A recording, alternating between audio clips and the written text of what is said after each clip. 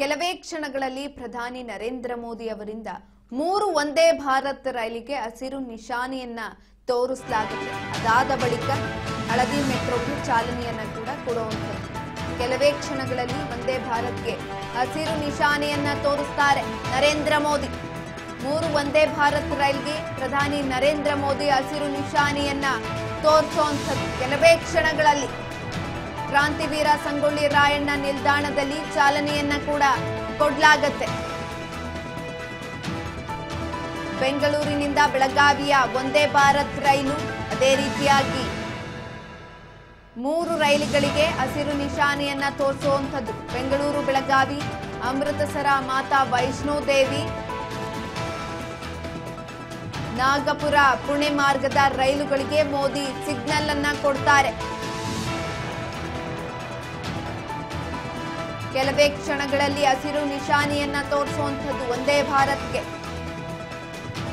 ಈಗಾಗಲೇ 3 ವಂದೇ ಭಾರತ್ ರೈಲಿಗೆ ಪ್ರಧಾನಿ ನರೇಂದ್ರ ಮೋದಿ ಹಸಿರು ನಿಶಾನೆಯನ್ನ ತೋರ್ತಾರೆ. ಬೆಂಗಳೂರಿಗೆ ಆಗಮಿಸಿರುವಂತಹ ಪ್ರಧಾನಿ ನರೇಂದ್ರ ಮೋದಿ ಕೆಲವೇ ಕ್ಷಣಗಳಲ್ಲಿ ವಂದೇ ಭಾರತ್ ರೈಲ್ಗೆ ಹಸಿರು ನಿಶಾನೆಯನ್ನ ತೋರಿಸುವಂಥದ್ದು. ಕ್ರಾಂತಿವೀರ ಸಂಗೊಳ್ಳಿ ರಾಯಣ್ಣ ನಿಲ್ದಾಣದಲ್ಲಿ ವಿದ್ಯುಕ್ತ ಚಾಲನೆಯನ್ನ ಕೊಡಲಾಗುತ್ತೆ. ಬೆಂಗಳೂರಿನಿಂದ ಬೆಳಗಾವಿಯ ವಂದೇ ಭಾರತ್ ರೈಲು ಬೆಂಗಳೂರು ಬೆಳಗಾವಿ, ಅಮೃತಸರ ಮಾತಾ ವೈಷ್ಣೋ ದೇವಿ ಸೇರಿದಂತೆ ನಾಗಪುರ ಪುಣೆ ಮಾರ್ಗದ ರೈಲುಗಳಿಗೆ ಮೋದಿ ಸಿಗ್ನಲ್ ಅನ್ನ ಕೊಡ್ತಾರೆ.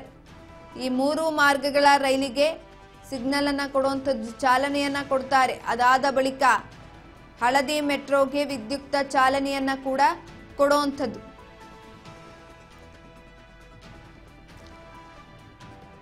ಈಗಾಗಲೇ ಜನರು ಮೋದಿಯವರನ್ನ ಕಣ್ತುಂಬಿಕೊಳ್ಳಲು ಜನಸಾಗರವೇ ಸೇರಿದೆ. ಅವರನ್ನ ನಿಯಂತ್ರಿಸಲು ಕೂಡ ಪೊಲೀಸರು ಬಂದೋಬಸ್ತನ್ನ ಕೂಡ ಮಾಡ್ತಾ ಇರುವಂಥದ್ದು.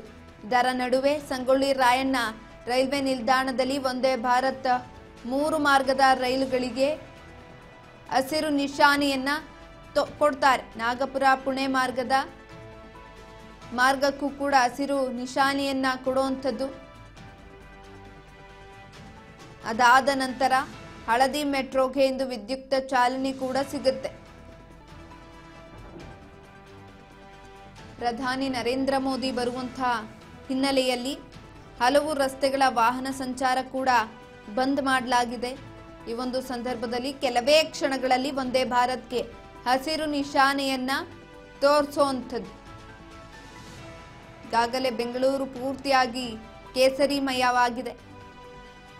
ಮೋದಿ ಸಂಚರಿಸುವ ಮಾರ್ಗದಲ್ಲಿ ವಾಹನ ಓಡಾಟವನ್ನ ಕೂಡ ನಿರ್ಬಂಧಿಸಿರುವಂಥದ್ದು. ಮೆಟ್ರೋ ರೈಲು ಮಾರ್ಗ 3 ಸಂಚಾರದ ಉದ್ಘಾಟನೆಗೆ ಪ್ರಧಾನಿ ನರೇಂದ್ರ ಮೋದಿ ಅವರ ಆಗಮನದ ಹಿನ್ನೆಲೆಯಲ್ಲಿ ನಗರದ ಕೆಲವೆಡೆ ಸಂಚಾರ ವ್ಯವಸ್ಥೆಯಲ್ಲಿ ಕೂಡ ಬದಲಾವಣೆಯನ್ನ ಮಾಡಲಾಗಿದೆ.